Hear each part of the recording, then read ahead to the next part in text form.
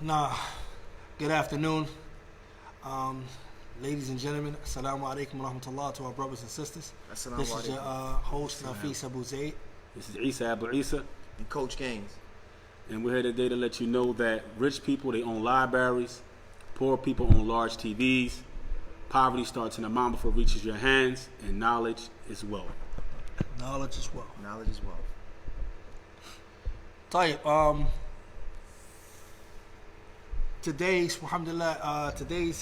episode is understanding budgeting as well as cash flow as a means of reaching or acquiring or obtaining rather financial freedom.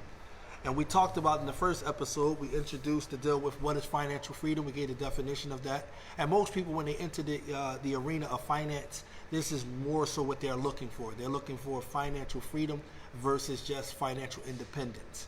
All right, so we're going to still talk about how can we get to reaching financial freedom. How can we acquire that? How can we obtain that? We talked about the definition of financial freedom, what it looks like.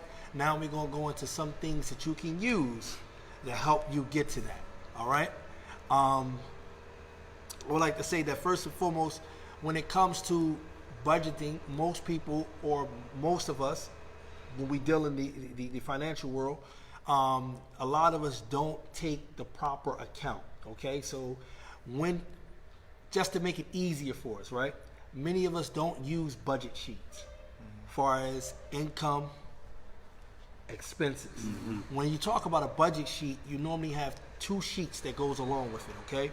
There's an income and then it's expenses. The income and expenses is also known as a profit and loss sheet, okay? Something that you gain profit and loss, money in, money out, right? So then you have what we call a balance sheet. The balance sheet normally is what we weigh. They normally utilize the balance sheet to weigh the assets against the liabilities. All right, so now the thing about the asset and the liability, for many of us that didn't go to accounting school, many of us don't even know technical terms. Asset is what put money in your pocket. Liability is what takes money out of your pocket. All right, so that's pretty much that, right? So now that we understand that, now we have to understand that there's something integral, a part of that. Reading with numbers and words, okay, which is the cash flow. That's what tells the story between those two sheets. Meaning being able to look at numbers and to be able to pull words out of the numbers, to be able to see the story that the numbers are telling when you look at these particular charts. Because the words by themselves is meaningless, just like the numbers by themselves is meaningless. So we're going to look at that. So most people, they say, okay, I got a job. Just got me a job. I'm working at a job. So how does this benefit me? This knowledge of having a budget sheet, cash flow, how does it benefit me? The real problem is most of us, when we look at it and analyze the reason why we are working, when you become employed, what's the main reason why most people you find people working? Take care of themselves, their family, pay bills. And what else? What is that called? What is that normally called? Necessity. People, not just necessity, but what else? The rat race. No, that's what you're in. But what is it?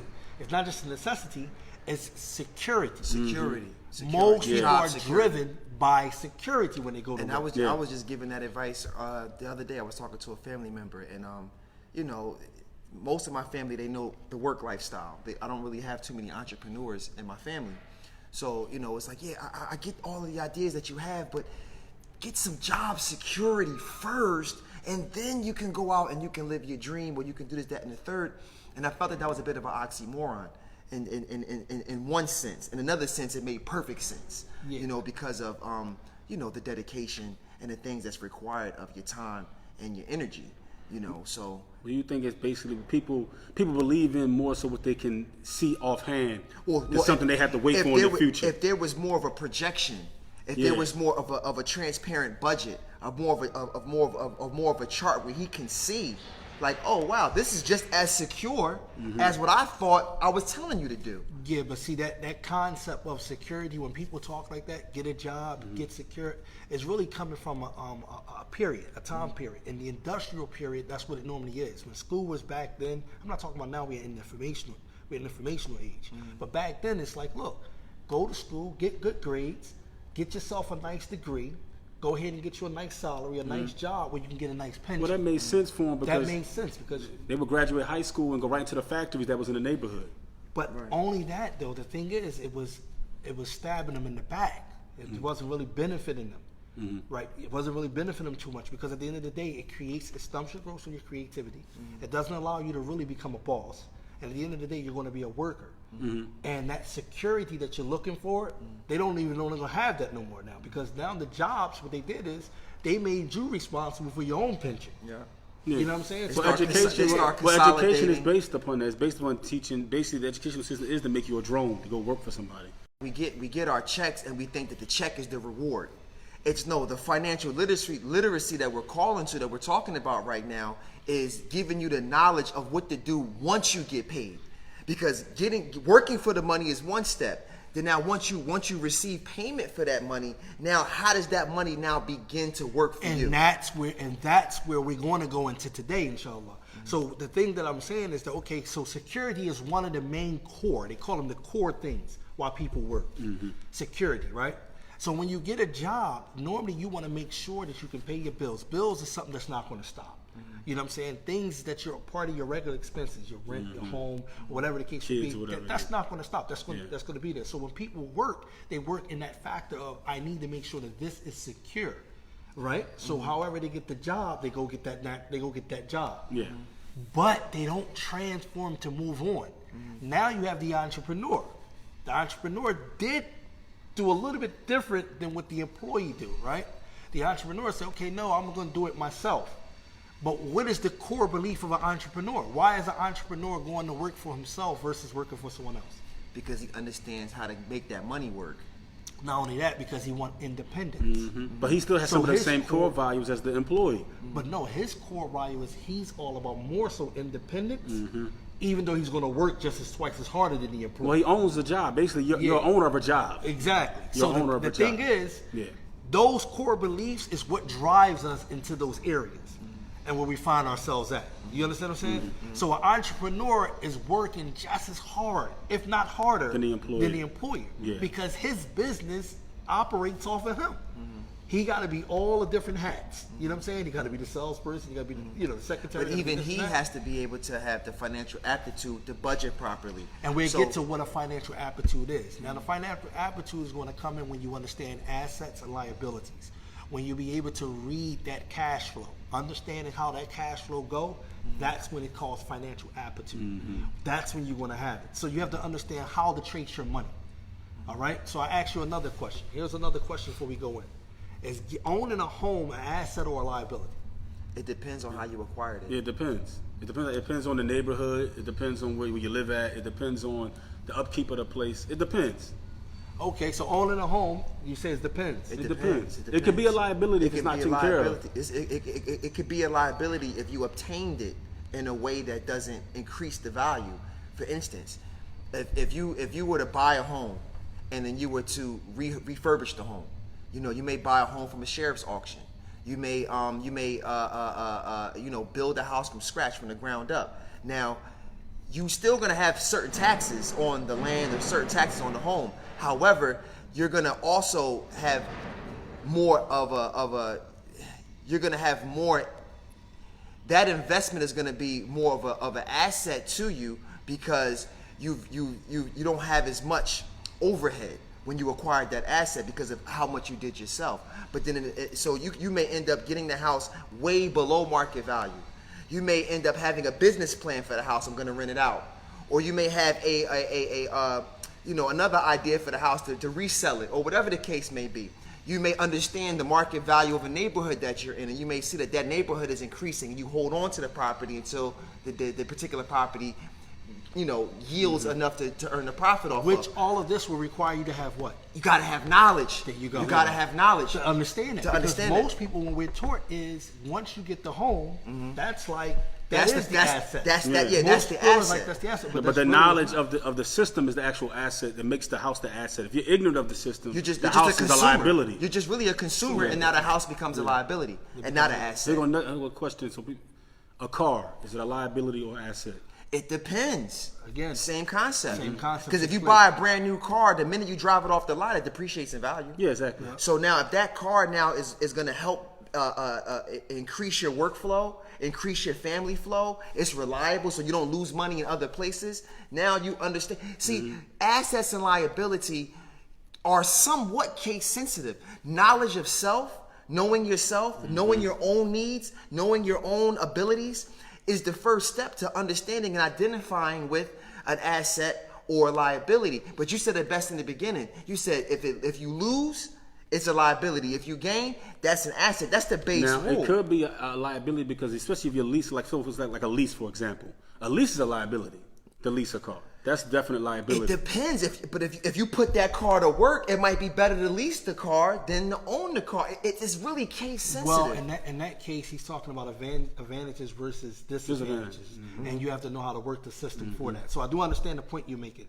but you why, can't blanket and say listen, all cars this are is why liabilities this is so or all essential. cars are assets, or This- vice versa with the house. But this is why it's so essential to understand cash flow. Yes. Because when you understand cash flow, this is where financial struggle really come in at. Most people think the problem for financial struggle is more money. That's never the answer. Right. You can throw more money at any problem that you have. All it's going to do is what? Cost you more money. Yeah. Only that. But more assets money doesn't- bring more expense. But, More but expenses. actually, is paper money an asset? Well, we'll get to that. We'll get to that a little bit That's later another in thing. terms. The reason why we're not talking about gold and currency and stuff like that. I know a lot of people want to talk about fiat currency and stuff like that. We're not going to go into that We're right just now. laying down some We're just trying to groundwork. lay down some foundational Yeah. work first before we get to the real currency and stuff like and that. to change our habits from spending money on liabilities and thinking they're assets. That's the problem. You know, you get your income tax return and you say, "Oh, I got to get this, I got to get that, I got to get that," and you have And nothing that's- to show for that. Yep. That's And- a liability. Nothing's invested. But that's the point. Nothing's That's insuring- the point why financial struggle happen. We don't understand the difference between the asset and the liability. And because we don't understand those things, we don't know how to utilize our money. And we don't understand cash flow. This is why the budgeting sheet works. So let's take an example, right? If you look at a budget sheet for a poor person versus a middle class person and a rich person, right? A poor person budget is going to be what? You're going to have his expenses, might be his rent, food, transportation, etc., right? Then you're going to look in the income section, right? What might be what? His job, right? And then you're going to look in the assets, none. You're going to look in liabilities. It's going to be a whole bunch. Yeah, his income Right. is a job. His expenses are what his normal expenses are, but then he has no So assets. his life is a liability. He have no assets. So his right? entire But he has no existence- liabilities either because he's probably a dependent. Exactly, he have no liability. Yeah. So now, if you look at the middle class, now the middle class is going to be what? Income, job, right? You know, expense is going to be that transportation, et cetera, right? Assets going to be none, but the liability is going to be what? They're going to have liabilities. You're going to Mortgage. have mortgage. Yeah, You're exactly. going to have different other stuff, right? That car comes along with payment, it. if that car's a payments, vanity, your if it's a boat. vanity. Exactly. So they're going to have all of that, but they're going to have no assets. When you look at a rich person budget sheet, right? What you're going to see? You're going to see assets from the door, right? The assets going to be either the dividends, bonds, stocks, Some real estate. intellectual property, real estate, right? And you're going to see Investments. liabilities, investments, and you're going to see what? Liabilities, none. Right. Right? But His assets are paying for his expenses. there you go. So the cash flow is a story you have to follow. So you say, how do I get from there? I'm a regular employee. I'm an employee. I works. So how can I get my money to work for me? That's when you have to begin to educate yourself. When you go to work, instead of you just working from a position of fear and security, now start to put yourself in a position to utilize your money to work for you. That means you have to learn about what can you do with that money. Investing is a big major part.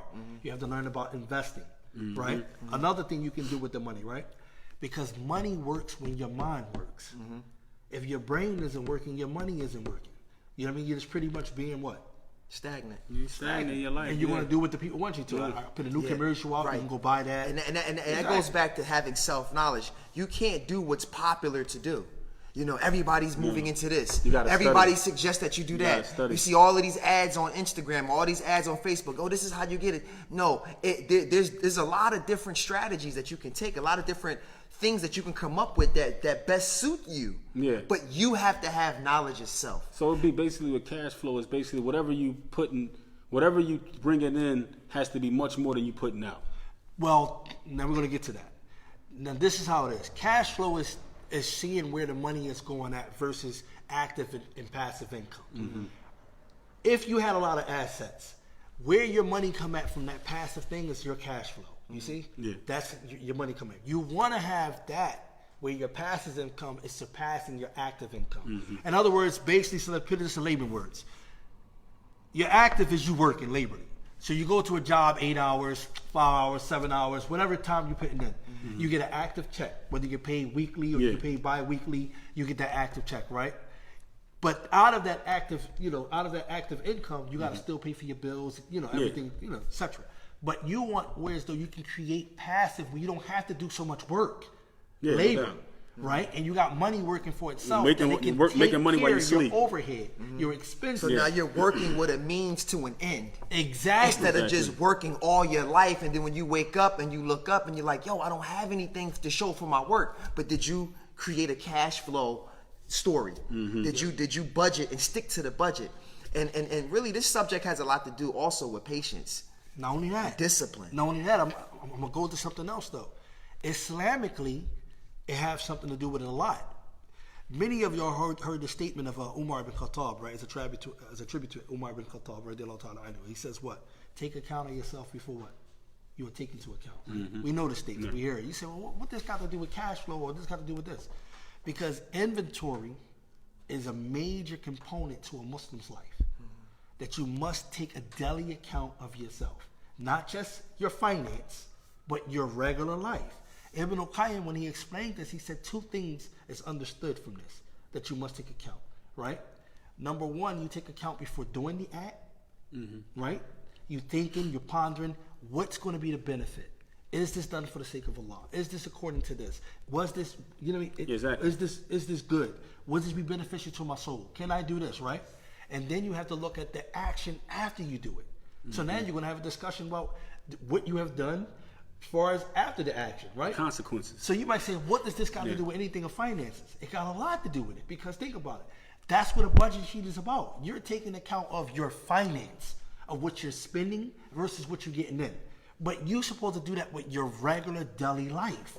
Period. Anyway. And your finances is part of your everyday life. I don't know nobody on the planet who doesn't have to deal with finance. The poorest person on the planet But you know what has to understand some some level level of finance. We live in despair, and because we're not making the money that we think we should, or that someone else is making, we just live in this like, I'm just gonna, I'm not gonna worry about it. I'm gonna live this check to check lifestyle. I'm gonna just do what I gotta do. Something to happen later. It'll get greater later. That's the biggest problem. The biggest problem is this. When we start to believe that our life is defined by money, we make a big failure. Yeah. You don't win with money by thinking about money. You win with money by thinking ahead of what you can do to manage. The brain must be open.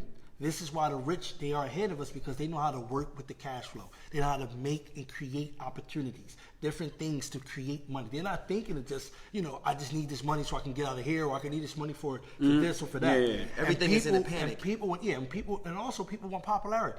People want fame. People want riches for whatever comes along with it. Right. I ask you a sincere question right now. Take finance off the board right now. Is you broke? Is you born broke, or you born rich? You're born rich. You're born rich. What do you mean? You're born rich. Is you born broke or you born rich? I don't know. You're born rich. Because all of your needs are taken care of for you. What? Define.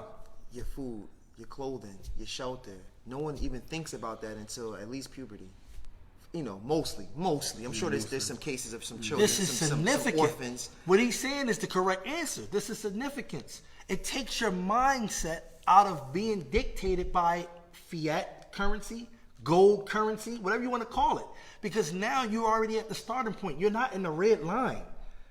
You understand? You're not born in the negative. Your faculties, the fact that you've been provided in the womb, which you had nothing to do with, your faculties, your hands, everything you got, your health, all of these are forms of wealth. You do know that, right? Yeah. You're already at a starting point already. And you can't begin to generate cash without utilizing those things anyway. You understand what I'm saying? So you need those things to work properly in order for you to generate whatever cash you're going to use. It's just learning how to use them in a proper way. It's just as you get older, though, we get away from even using those things because we get caught up in other things in our life. We get busy by other stuff. But at the end of the day, you're right. I mean, we have everything we need to create whatever we need to create to and benefit budgeting ourselves. I'm sorry. And budgeting Yeah. is key to everything that we're saying because, like he said, it shouldn't be a difference between $100 and $1,000. Our habits should not change. Our system should not change. But again, I'm speaking to myself. If I have anything under $100, it's gone. I spent it. Don't even worry about it. If it's under 100, it might as well just be gas money. But So that's a it's poor habits. attitude. It's habits. It's a poor attitude. I need to be as tight, not tight in a negative sense, but as frugal and as attention to detail with the 50 and 100, the same way I would be with the 1,000 to 5,000. A better word would be responsible the same way you be with 1,000, you be with 50. And then you'll start to avalanche. You'll start to build the But how do momentum. you get to that responsibility? Well, we talked about knowledge already.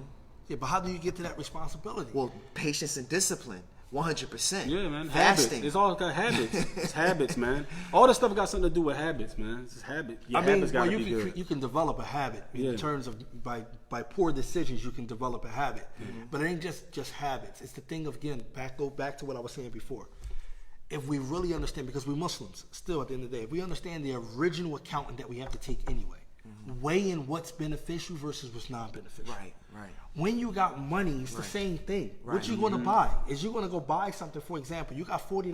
You're going to take the $40 and go buy you a meal that's not going to last. So you're going to take the $40 and go buy you something that's going to last you for the You go to the 3 supermarket. days. You go to the or it's going to last you supermarket. 4 days, right? Yeah. It'd be beneficial in terms of that. You still have to do the same thing. Beneficial versus non-beneficial. What's going to bring about more profit than what's going to bring about less? So that goes back to what? Knowledge. And you have to research what you buy. Yeah. Impulse Goes back to buying. knowledge. What we're not encouraging in this whole talk is impulse buying of any sort. You know, even if it's a deal right now. Oh, look, buy it now. Look, flash sale. You know, First Friday, last Friday, Black Friday. All of these things get you off of your focus. It's a distraction. So even if there's a sale going on, if I don't already have money to the side for unforeseen opportunity, you know, because that happens in investment too. I might come out here and I might see something that I just need to go ahead and buy because that's an opportunity of a lifetime. Yeah. But if you're not in that stage of your trajectory, don't do it. You have to be disciplined enough. Well, impulse buying puts you in debt. A lot of debt is created from impulse buying. It definitely happened, but it goes back to what we said in the opening statement. What it is. Poor start at the mind before it reaches your hands. Yeah. Think about that though. If you're thinking poorly, you're not going to weigh what's beneficial versus what's not beneficial. And just because you look up to somebody who's rich don't mean you're not thinking poor. Big deal. I watch all of these rich people on all day, every day, and I'm going to do exactly what they do, and that's the road to success. No, you have to have knowledge. Yeah, but necessarily and you can't follow the necessarily Joneses. though, people look up to what people got, not as far as what Not how they got it. You don't look up to how they got it. They don't look point. at what's Yeah. keeping that Good point. person Yeah. in that position they're in. They don't anyway. look- they don't look up to their just knowledge. They just see what the Yeah, person yeah, got. yeah, Okay, yeah, his possessions. He accumulated this, but you don't know any of But how his- he got it. or how he's keeping it. keeping Or it. that's the Yeah, main yeah, thing. yeah. You Right, can right. get money, but how do you keep the It's money? not what you make, it's what you keep. So basically, they're looking up. How They're you looking let up it to go? the superficial part, and they're not looking up to the knowledge-based part of how this individual attained it and kept it. So that's what you be looking up to. Look All right, into so how he did now, it. is this conversation about you, financial freedom? Somebody was asking the question before, they was talking about what can help the community, what can help us, and in social things, and people saying we need financial literacy. So we're talking about the show, financial literacy, and why would it benefit you? Honestly, this would benefit you from the single fact of this. You need to make sure that you're not working from a position of fear. Do you understand that? When you're working from a position of fear and insecurity, Or any emotion. Or any emotion. Even You're not- excited, being excited. and also you got to remember, do you want financial freedom? Financial freedom is basically the ability of not working. Do you want to be able to make money and not work? Or at least take care of what is obligatory upon you to take care of without having to actually physically do labor. Physically do Your labor. money is taken care of, your How many obligations. people dread Monday? Going back to work. I mean, just be honest. How many people dread it? But they still in the same cycle. They cannot escape that cycle. Why? Because they don't understand how to budget. And most of those people, you look at it, they don't even got a budgeting You sheet. got to actually go make Juma and things like that because you're enslaved to this But they don't job. even got a budgeting sheet. They don't even got a simple format sheet saying, this is what I make, this is what I get in. Because you can do a budgeting sheet multiple different ways. You can do a weekly budget. You can do a day-by-day budget. You can do a yearly budget, annually, or you can do it in increments. Most corporations, they normally do it increments and stuff like that, as opposed to just doing it weekly and so forth. But if you're in a household setting, you can do it like that. Now you have to weigh against your expenses. So now you really have to be intelligent now, because you might get a $400 check. And one of the biggest things, we're going to talk about this, taxes kills the poor more than anything. Taxes kill the poor, and it kills the actual entrepreneur. The entrepreneur don't understand that either, just as well as the employee doesn't understand it. The employee and the entrepreneur, who is the one who owns his own job, own business, they're both suffering from taxes. Taxes takes away from our money, right? But at the same time, you got to think, all of that money they're taking out of your check. You get the money now. After the government took their taxes and everything taken out, you got your check money now. What are you going to do with it? That's the point. If you ain't freeing this up, you ain't gonna do nothing but the same thing you did before. You're gonna go back to work, and you're gonna be stuck. You're gonna in that stimulate loop. the economy.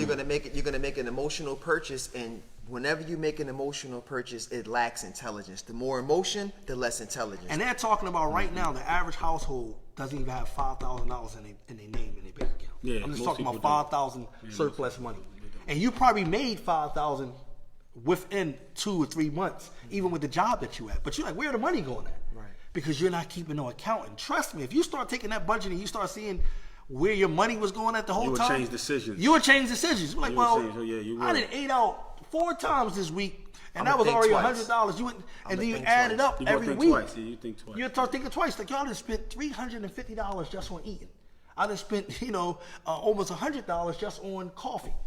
I done spent such and such. You You thinking keep like, tapping me every time you mention yeah, coffee. me. Yeah, you keep messing with our coffee, man. This guy didn't even look at us, man. It's like, hey, man, So at like, the end of the real day, it's hard like- on coffee shit. Yeah, no, I'm just saying, if you think about it, each time you spend, it costs you. It hurts you. So when it's not about the spending. It's about, we got to realize how to How? And How let to this manage be, it, and how let to this be an manage it. exercise for all of us How to to manage implement. it. Get a small notebook. I carry a pocket book, like a pocket notebook. It's called. Sometimes they make field notes, but they used to put these little notebooks in the back of checkbooks. When we used to be able to walk around with checkbooks, but write down, make columns. Draw a table out that says expenses, that says assets, liabilities, income, and write down everything in your life in each column.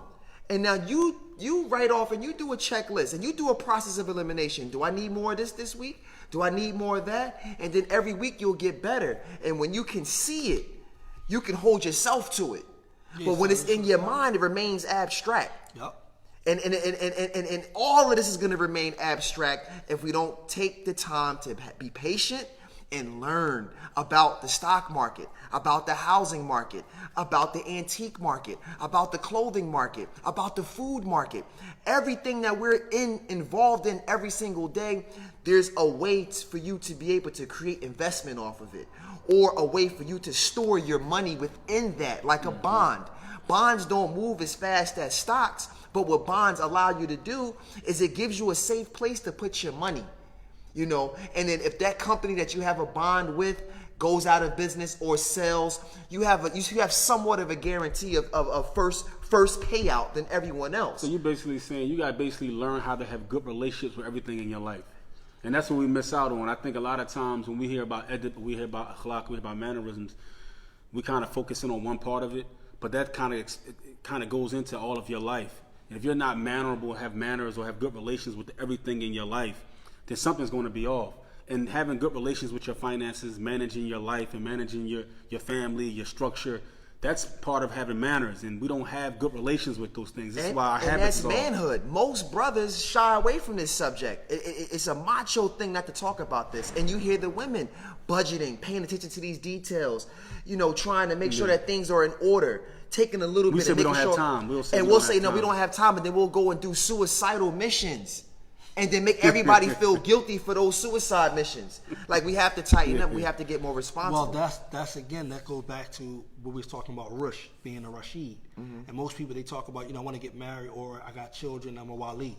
And being a Wali, you have to have Rush. And one of the things Sheikh Uthaymeen was explaining is that Rush, part of it is husn tasarruf, how to manage. You have to have good managing skills. How can I delegate or be over top of someone, and handling their affairs and marrying the sister off to this brother or that brother, and I don't even know how to manage properly my own affairs, or I don't know how to manage this. So you have to have what they call husn tasarruf, basically what you're talking about. So you don't do a suicidal attempt. You understand what I'm saying? So you do take charge and take lead. But again, before we start getting to that, like you was talking about bonds, that was good that you explained a little bit initially how bonds actually work, because you want to know what assets bring money. So you want to study things that are assets, intellectual properties, dividends, all of these different things. And we keep saying intellectual properties. And a lot of people that are on social media have their own brand. Right. Their There you own go. clothing line. They're coming up with statements. They think of a word, or think of a statement or a phrase, they would have put it on a shirt. Don't just put it on a shirt. Go get that stuff copywritten and trademarked. Because now, I'm gonna tell you a story. There was a friend of mine that not a friend of mine, but somebody that I knew, they trademarked the word lifeguard. And it worked out for them. You know, you can do some research on that. So the point that I'm making is that you can start to create real estate with your ideas. You know, and it could be a book, it can be a name, it can be a concept, it can be a recipe.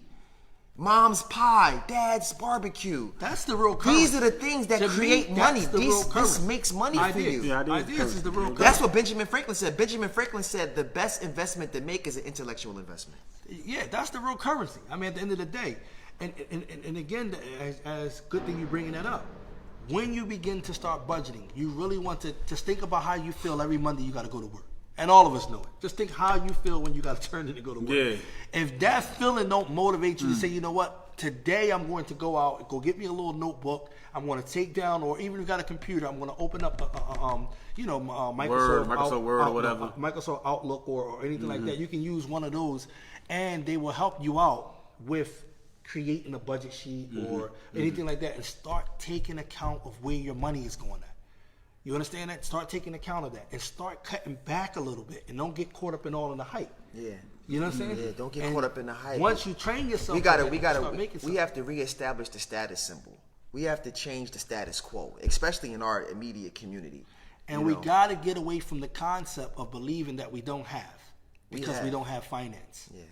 I really have to mention that's one thing. The benefits of having a Muslim host is that we can bring out some of these points here too. Because sometimes people get depressed when their financial is real low, and you shouldn't be like that, because the Creator also demands from us shukr, to be grateful and thankful for what we have. And this is why Allah makes over and over in the Quran, Surah An'am, Surah Isra. If you look at those verses, what do we say? وَلَا تَقْتُلُوا أَوْلَادَكُمْ خَشْيَةً مِّنْ what? Imlaq. Do not kill your children. Do not kill your children for fear of what? Poverty. Why? Because it's not upon you anyway to provide for them. نَرْزُقُكُمْ وَإِيَّاكُمْ. Allah said we provide for you and for them. نَرْزُقُهُمْ وَإِيَّاكُمْ. We provide for you and for them. So for you killing your children, for many people do, because I'm afraid, I don't know how I'm going to feed it, how I'm going to, share something with it. Getting abortions and things like that. You don't have to do that, because the Creator is already telling you you're being provided. Last night I was eating a meal. Me, my son, and my uncle. We were sitting there eating a meal. I was realizing everything that I had versus what I didn't have. I had a place on my head. I had something to eat. I had my health. You know what I mean? Even with everything going on now, I had my health there. My child was okay. We're all eating. We're sitting down. These are things that the Creator wants us to be thankful and appreciative for. And these is also a part of wealth. When you lose that part, that thankfulness, that gratefulness, and you lose that part, you already ending up into a poverty, poor set mindset. Because you're thinking that the finance, the fiat currency, is really the goal. That is not the goal. You understand? Most people, as we are taught in Islam, we get more of the dunya by turning away from it, not running towards it. That's the way the principle is. And that's even with the rich. This is why rich dad, poor dad, what did he say? Lesson number 1, the rich doesn't what? Work for money. You don't work for money. They don't work for money. That concept is already there. That's not going to be my driving motivation. No, it doesn't. You know what I'm saying? My motivation is going to be what? I'm going to worry about if I get it, how do I keep it? How do I get it to utilize and work for me and the benefit for others? How I'm going to do that. But you have to already have something inside you already that you know that is wealth and worth more than what you're trying to generate more. And I think that that's a key point right there. People don't value themselves. So if I don't value myself, then I'm going to be a leech or a latch on, or I'm going to be a bootlicker, or I'm going to jump on everyone else's program and not doing the research fully so it works for me. And then you find us in the state that we're in a lot of cases. A lot of cases. Poor financial decisions that we make, day in and day out. And then a marriage breaks up because, I was with the brother and the brother couldn't, or I was with the sister and this couldn't happen. Oh, marriage, please. Let's. And this is not a marriage conversation. Yeah. However, what is a marriage? A marriage is a business contract. It is. So now, although you look at her for what pleases you, she wants you to provide for her. We only promote those things, but it's still a partnership. There's group finance. There's group economics. It's an investment. So is your wife a liability or is she an asset? Is your husband an asset? Is your husband an asset or a liability? And money is not answering these questions because I'm sure that everybody is not walking to the sit downs or going to get engaged with all of the money. But what's the literacy? What's the discipline? What's the willingness to work together? What's the leadership? Like I tell my folks, I'm like, okay, everybody gets their own money and everybody does their own thing. But if we don't have leadership, then we're not united. And if we're not united, we're working against everything that we got to do together. So these are hard conversations that we all have to have at home. Husbands, wives, be honest with each other. If you don't believe in the responsibility of your husband, if you think that the wife knows how to manage and budget money a little bit better, let's put our pride to the side because the government is counting each and every household as a business. Well, you're already a business by your social security number. That's another. So if you are not running and operating like a business inside of your household, then you're going to just be that much behind the eight ball when you come outside and try to operate in business and society. And that's why the fundamental steps that we be overlooking, again, look what Umar said, take account of yourself before you take account. What most people think about that. When Ibn al-Qayyim said what he said, you got to really just start thinking, man. You are responsible for certain things that you got to do. You have to bring yourself to account. Hassan al-Basri said that a person who does not bring himself to account, this person is what? This person is a negligent individual. It's an impoverished individual. Why? Because that's the true impoverishment is that the person is neglecting his soul. You're not realizing what you have.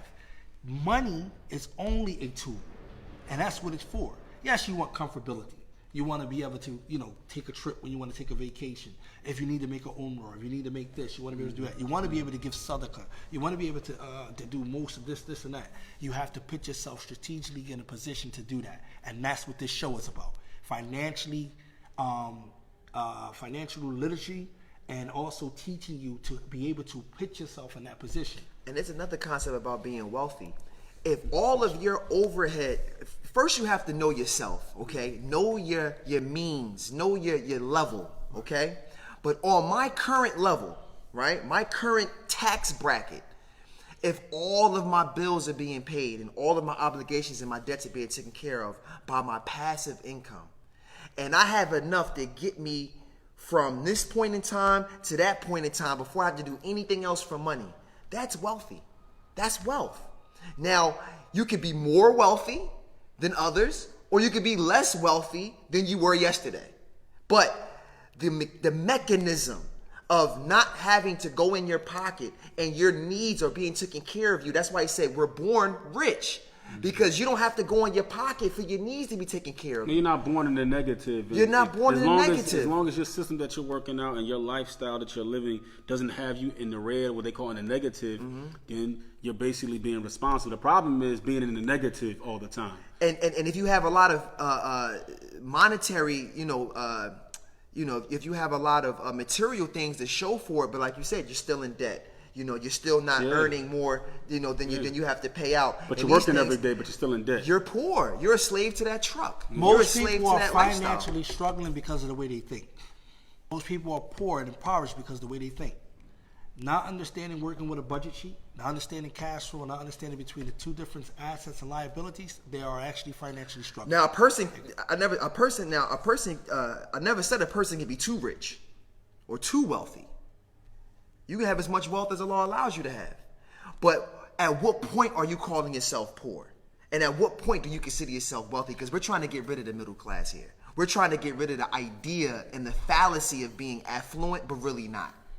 And even if I have a small house, like tinyhomes.com, or even if I drive a used car, or even if certain things don't look, wealthy, if again, my passive income is taking care of everything that I have going on, I'm a wealthy individual. Yes. Well, no, we're not saying wealthy is you got to reach a certain Quota, a number. Like as far as like, you know, you got to be a millionaire or you got to be a billionaire. Or But you gotta that's a be, misconception because that's a big misconception. That's a good point that you're bringing there. That's not what wealthy is. So we're not reaching that level. Like, okay, once I reach a mill, my first mill, then I'm like, yo, I'm because you here. can have $1 million. You can make $1 million transaction and be broker than you were before the transaction. So just these concepts, we have to let it sink in a little bit, just so that we can start to have a little more confidence and appreciate. The strength of your assets and the weakness of your liability makes you wealthy.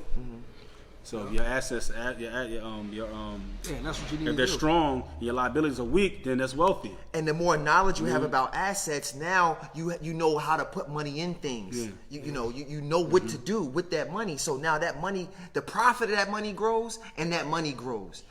This is what I profited, and I put the profit into another investment, and I diversify that way. These are the nuances that keeps your money working for you.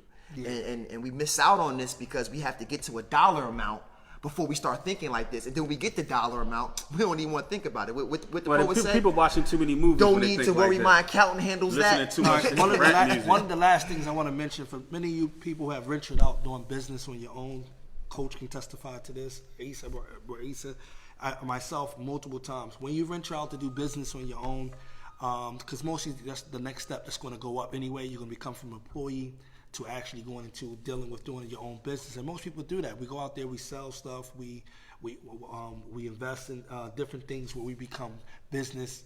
We think we are owning a business versus business owner, but we're not. So we come into these situations. I really want to just touch on this. My advice to you is that, yes, the small businesses do suffer the most. And the reason why you suffer the most is because you don't understand certain key components.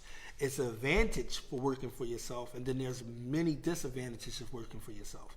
So when you work for yourself, one of the advantages that you're going to have is, yes, you are going to be independent to somewhat degree. You don't have to move on someone else's time. So that do give you that little bit of freedom that you might be looking for. But at the same time, the disadvantage of is that your business 99% of the time is really going to thrive off of you. And that right there is going to take more hard work than it is when you're working for someone else. And that's something that you're signing up for when you become a person that's an entrepreneur. All right? Now, that's not with every business though. Because me and Coach was just talking about this the other day. We was talking about things of nature of really freeing our minds up to really see things on a broader perspective and how to get involved in certain things that would generate cash flow without a lot of labor. And there are things out there that will allow us to generate cash flow without a lot of labor, without us having to do half or most of the work and so forth, or run our heads out. And that's what we need to be able to do, free up our mind to think. So if you're going to work and you got a job, stop looking at that check, just taking care of your bills. You're doing yourself a disservice. Start looking at ways and educate yourself, like Coach was saying, on what is assets, and start taking that money instead of going out buying them shoes, instead of going out buying that new electronic or buying the new iPad or the latest phone, instead of going out and buy this or buy that, because that's all we do, and they keep us still stuck in that rat race because all you're going to do is keep going back giving your money to them. Take that money and start realizing and educating yourself. You don't have to spend because you have it. You can store it up and you can educate yourself. You can say, you know what, I'm going to strategically place my money here and I'm going to see how much this generate me back. And we don't have to be stuck on just the game, because most people think that that's all it is for us too out here is the game. In other words, oh, let me go flip, I go buy a pound, I flip this. Most people like that. Oh, let me go get involved with this. I see Joe Schmo over there investing in some laundromats, but you don't know nothing about the laundromat game. Period. You haven't even studied nothing about the laundromat. But I knew so-and-so has speakeasies, so I'm going to go up and just because we Muslims don't act like we don't know that this is still our reality and our how, that we're still caught up with these type of mindsets in these business things. We need to educate ourselves so we can know where to put our money at. Right, because the same old idea is when you look up and down 52nd Street, Germantown Avenue, anywhere where minorities or indigenous people have businesses, And I'm not knocking anybody with a business. You know, if you're out there and you're making your money, may Allah increase you. But it just shows a lack of diversity, a lack of exposure to different ideas, because you see barbershop, you see beauty salon, you see clothing store, you see the same type of businesses over and over again. So what's working is working. So continue to do what's working, but with a little more knowledge and a little more attention to detail, you'll see what's missing in the marketplace. You can expand. And then you can, and you can bring some diversity to our community, where people are now want to come to our neighborhoods and do business with us. What do? We go to Chinatown, we go to Little Italy, we go to this place and that place, so we can get the culture, the different foods. We ain't got to go there; they already in our neighborhoods. well, they say but the more diversity we have in our urban urban territories, where there's a lot of minority business happening. You know, if we brought a little more attention to detail, a little more knowledge to the table, you know, we'll start to see a difference in our local economy. Yeah, they say the difference between a rich person and a poor person is what they do in their spare time. So it's basically, what are you doing? I mean, what are you literally doing? And it's crazy because Islam already told you to seek ilm. Allah already told you, the messenger already told you to seek knowledge. You have to continue to educate yourself. And I know I'm droning this in, I'm being redundant. Please start taking a budget sheet. Stop complaining about Monday. Stop complaining about your job and start doing something about it. Take in a budget sheet. Stop complaining about we being indigenous and they ain't giving us no opportunities and they ain't giving us no jobs, or they not giving us this and we poor, or we this. No, opportunities is a form of currency. Many people don't know that. How many times opportunities knock on your door and you're not even ready or prepared for it at all? You know what they used to say? What's the old saying? It's better to be what? It's better to be prepared, right, for an opportunity and not have one, right, than to have an opportunity and not be prepared. Exactly. Right? And these old sayings is real. You want to make sure that you are putting yourself in the position to win. You're not going to be in a position to win. You can talk all the big talk you want to talk if all I see is you got $200 bag, $200 shoes, you got name brand this, name brand that, and you're still stuck in the same position that you are. 10 you years have later. Not gained in anything financial literacy. You know what's funny? I went into like places like Fishtown or areas of the city that's so-called affluent, and they have money and things like that.